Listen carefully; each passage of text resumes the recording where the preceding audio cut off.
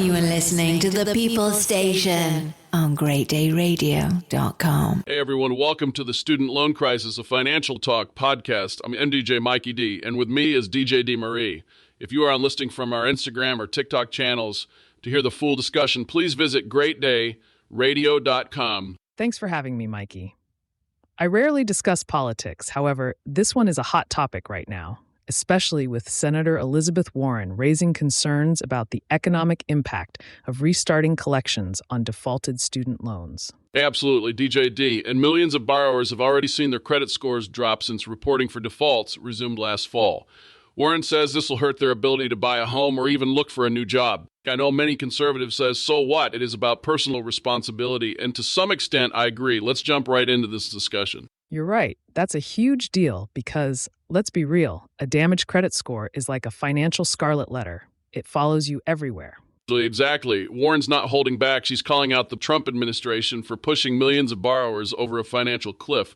And get this, 8.4% of student loan balances moved into serious delinquency in the first quarter of 2025. Here's my take. When COVID-19 happened, many people lost their jobs in those few years, especially in the restaurant and hospitality industries. Many, even today, has not been able to recover. So while it's easy to argue personal responsibility, many millions of hardworking folks cannot get above water.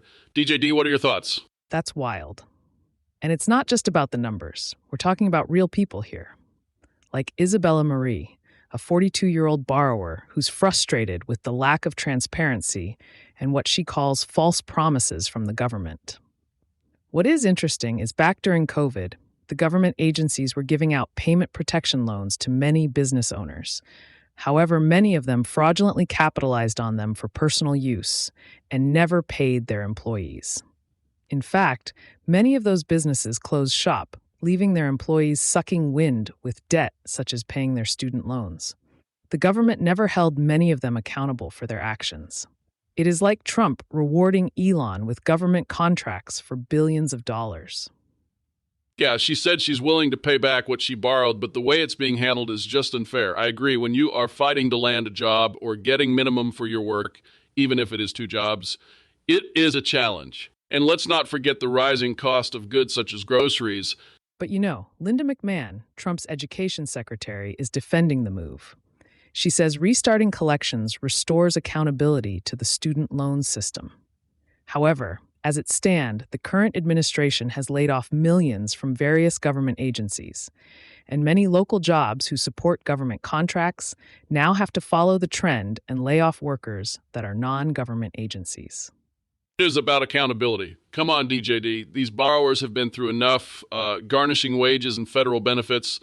That's just kicking people when they're down. When I think about it, this will affect disabled veterans and those who were sold on the idea that going back to school to get back into the job market is the way to go, just to get laid off a few short years later after COVID. Just awesome. That's how we take care of good, hardworking Americans. I hear you, Mikey. But McMahon's argument is that borrowing money and failing to pay it back isn't a victimless offense. There's got to be some level of responsibility, right? Sure, but what about the nearly 2 million borrowers with pending applications for income-driven repayment plans? And let's not forget Biden's SAVE plan is still blocked in court. It's a mess. No doubt.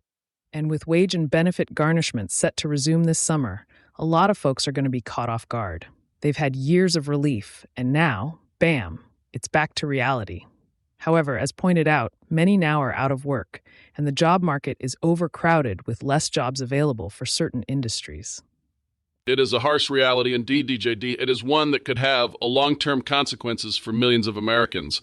So what's the solution here? Because clearly the current system isn't working for everyone. Warren's pushing for more transparency and better repayment options, but until then, borrowers are stuck between a rock and a hard place. And let's not forget the ripple effect. A lower credit score means higher interest rates, rejected mortgages, and even lost job opportunities. Nearly half of employers run credit checks. Remember that when you apply for a job. It's a vicious cycle indeed, and one that's going to take more than a Band-Aid to fix. All right, folks, that's all the time we have for this episode. Thanks for tuning in to GreatDayRadio.com, your financial talk podcast. Stay tuned as we will discuss making the most of your credit report.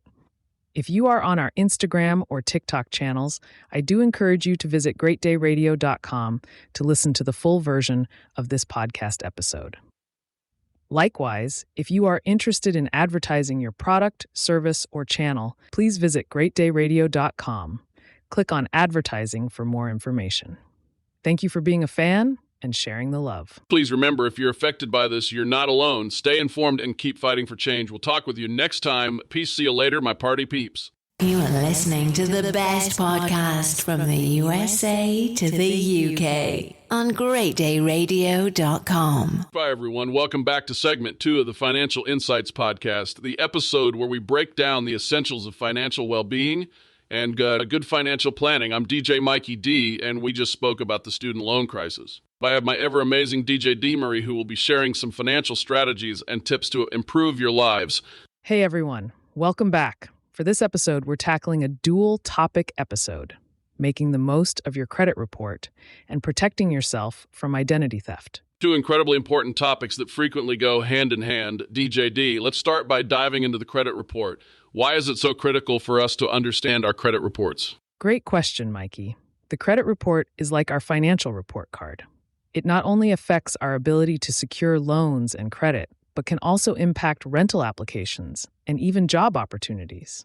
Indeed, is the same point you made in our last segment. It's important for our listeners to know that they can access their credit reports for free once a year from each of the 3 major credit bureaus: Experian, TransUnion, Equifax.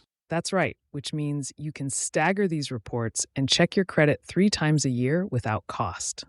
When you do check, make sure to verify all the details are accurate. Exactly, DJ D. Errors on your report can lower your credit score. If you find discrepancies, it's crucial to dispute them right away with the bureau involved. Now, let's talk about optimizing your credit report. Mikey, what would you say are some quick wins for our listeners? Good question. The first thing is ensuring timely payments. Late payments can have a significant impact on your credit score. Setting up automatic payments can help manage this. Plus, with the recent proposal under the Trump administration, what many banks and credit card companies will be allowed to charge a substantial amount of late fees. Good advice. And keeping your credit utilization low, ideally below 30%, is another way to boost your score. This means managing how much credit you're using in relation to your limit. Yes, indeed. And don't forget, the length of your credit history also matters. So try to keep older credit accounts open to show a longer credit history. Now, onto the second part of our topic in this segment, identity theft. It's become more common in our digital world, but there are steps you can take to protect yourself. Monitoring your credit report is one key step. It's one of the best tools for early detection of identity theft because unusual activity shows up there. Absolutely. And consider adding an extra layer of security with a credit freeze. It's free and restricts access to your credit report, making it harder for thieves to open new accounts under your name. Another great tip is to use unique passwords and enable 2-factor authentication wherever possible. It sounds simple, but it's effective. Yes, indeed, Mikey. And lastly, be careful about sharing personal information online and on public Wi-Fi networks where data can be intercepted. Well, that's a wrap on today's episode. By understanding your credit report and taking steps to protect your identity, you can secure not only your financial health, but your peace of mind as well. Thanks for joining us on this Financial Insight podcast. Check back in as we will discuss vehicle financing and understanding how it works. Don't forget to subscribe for more tips and discussions on managing your financial life at greatdayradio.com. Thank you for tuning in and sharing the love. You are listening to the People Station on greatdayradio.com.